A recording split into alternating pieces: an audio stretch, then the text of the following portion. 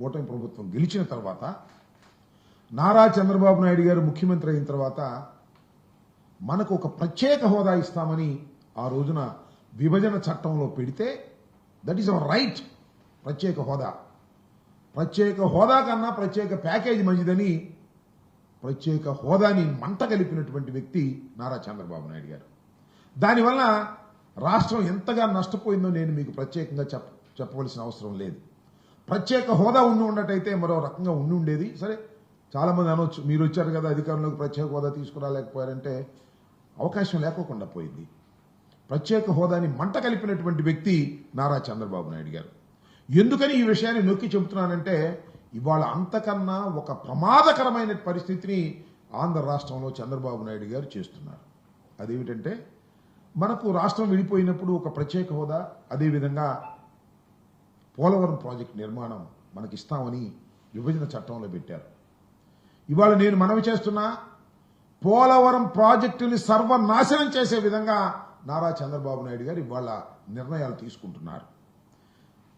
పోలవరం 2 ఎత్తులు అంటే 41.15 ఒక లెవెలు, 45.72 ఒక లెవెలు.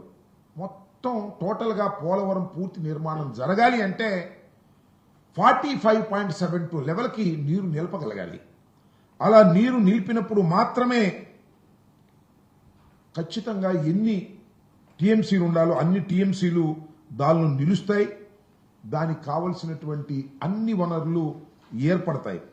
మీ అందరికీ తెలుసు, మొత్తం టోటల్గా పోలవరం ప్రాజెక్టు పూర్తి అయితే కృష్ణా డెల్టాకు రావాల్సినటువంటి 80 టీఎంసీలు కానీ, లేదు గోదావరికి సంబంధించి గోదావరి డెల్టాకు కావాల్సినటువంటి నీరు కానీ, ఇండస్ట్రియల్కి ఏదైతే విశాఖపట్నంలో ఇండస్ట్రీస్ కావాల్సినటువంటి నీరు కానీ, లేదా త్రాగునీరు కానీ, ఇవన్నీ కూడా రావడానికి అవకాశం ఉంటుంది.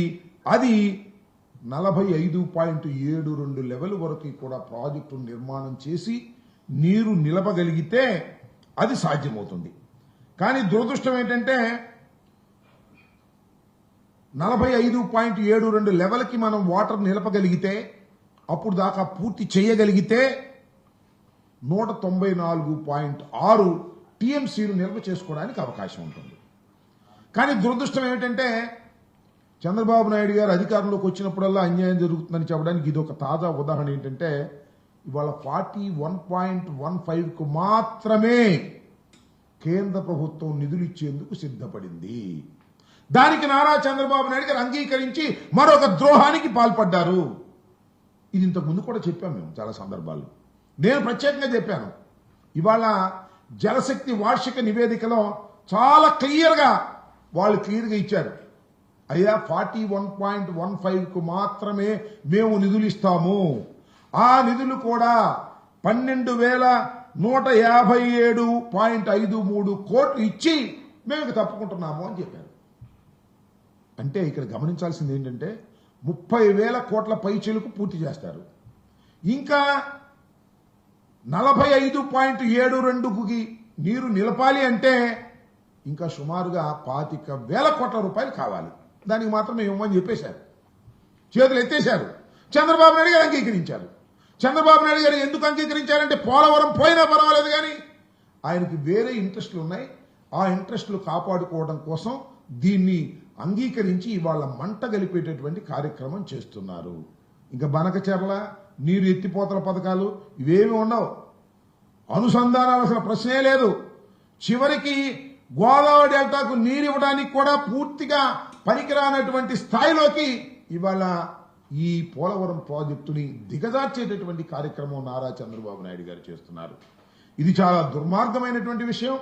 దీని మీద మేము ఇంతకు ముందు కూడా చాలాసార్లు చెబితే మా రామానాయుడు గారు పాప మంచోడే, ఆయన ఎన్నికల ముందు డ్రామాలు వేసినట్టు ఇప్పుడు డ్రామాలు వేస్తా ఉన్నాడు. నీకు 15,000 నీకు 15,000 నీకు 15,000 అని చెప్పాడే, అలాగే డ్రామాలు వేసి కామో కూర్చుంటున్నాడు.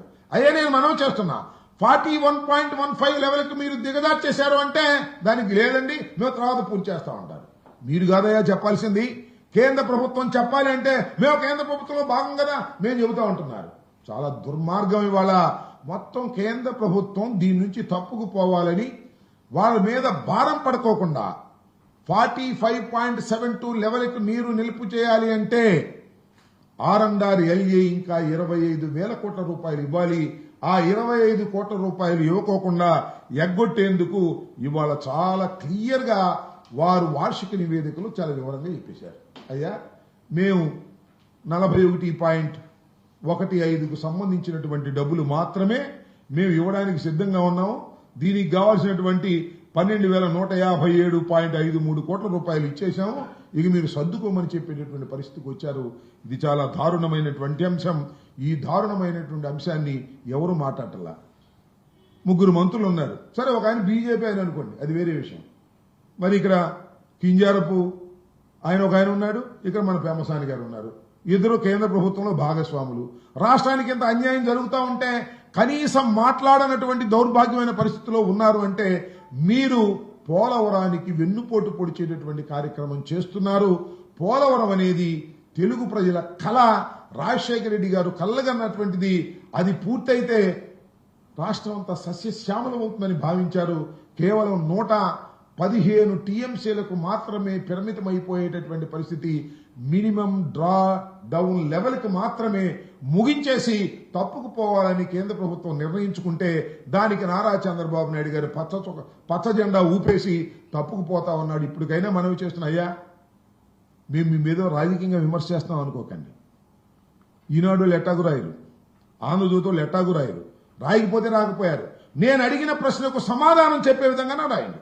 చంద్రబాబు నాయుడు గారు ఎట్టాకు సమాధానం చెప్పడం, మా రామానాయుడు గారు ఎట్టాకు సమాధానం చెప్పడం అంటే ఏం చెప్తారంటే మేము తర్వాత కట్టిస్తామంటారు. మీరు కదా చెప్పాల్సింది. ఇక్కడ క్లియర్ గా ఇచ్చేస్తున్నారు వార్షిక నివేదికలో. మీరు చెప్పండి అంటే దానికి మాత్రం సమాధానం చెప్పరు. ఈనాడు ఆంధ్రజ్యోతి వార్త రాయరు, రాయకపోతే మాకు అభ్యంతరం లేదు. నేను మనవి చేస్తున్నా, నేను చెప్పింది తప్పు అని రాయమంటున్నా ఈనాడుని, ఆంధ్రజ్యోతిని. నేను చెప్పింది తప్పు అని రామానాయుడు వచ్చి చెప్పమంటున్నా. నేను చెప్పింది తప్పు. 41.15కు మాత్రమే కేంద్రం నిర్ణయించుకుంది, అంతటితో చేతులు దులుపుకుంటుంది, దానికి చంద్రబాబు నాయుడు గారు అంగీకరించారు అనే విషయం తప్పని చెప్పండి. సంతోషపడతాను నేను. ఎందుకంటే పోలవరం మన కళ. రాష్ట్రం విడిపోయినా పోలవరం అన్నా బాగుపడిద్ది. దానివల్ల నీళ్లు వస్తాయి, సస్యశ్యామలం అవుతాయి, రాయలసీమకు కూడా నీళ్లు వెళ్తాయి అని భావించాం. లేదు ప్రత్యేక హోదా వస్తే ఇండస్ట్రీస్ వస్తాయని భావించాం. ప్రత్యేక హోదానేమో ఎగ్గొట్టేశారు చంద్రబాబు నాయుడు గారి నాయకత్వంలో. ఇవాళ పోలవరాన్ని కూడా ఎగ్గొట్టేసేటువంటి కార్యక్రమం చేస్తున్నారు. ఇది చాలా అన్యాయమైనటువంటి అంశం. దీని మీద రాష్ట్ర ప్రభుత్వం నోరు విప్పాలి.